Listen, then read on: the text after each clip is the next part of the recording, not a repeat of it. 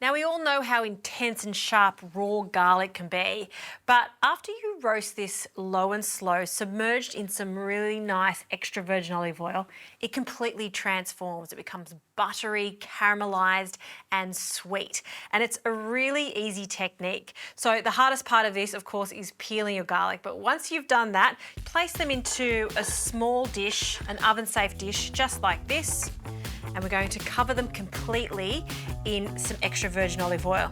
Now you want to use an extra virgin olive oil that has robust, intense flavours, grassy flavours, because we want to flavour that oil. We can use this in two different ways. We could use the garlic to spread on toast, but we can also use this flavoured garlic oil for our dressings. It is such a great little addition to add to all types of cooking.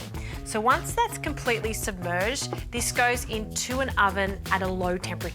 So I've got my oven set at 120 degrees, and this is going to cook for about an hour to an hour and a half. Just a light golden colour is what we're after because we want it to stay super creamy. All right, these have cooked down nicely. I'm going to add just a small amount of salt, and we'll just mix that in while it's still warm. And just have a look at these beautiful cloves of garlic. See how they've held their shape? If you spread this onto some toast, it's like cheese or butter. And what I like to do is just place them into a sterilised jar, just like this. And the flavours just continue to develop. We're going to infuse this oil even more. I don't think it needs to go into the fridge. I'd leave it at room temperature, and all of this gorgeous extra virgin olive oil, we're just going to pour straight over the top.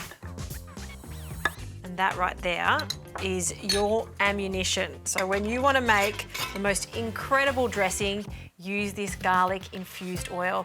If you want to make beautiful bruschetta, then just get a few of those cloves of garlic, spread them on some bread with some tomatoes on top, maybe more of that olive oil. Mwah, delicious.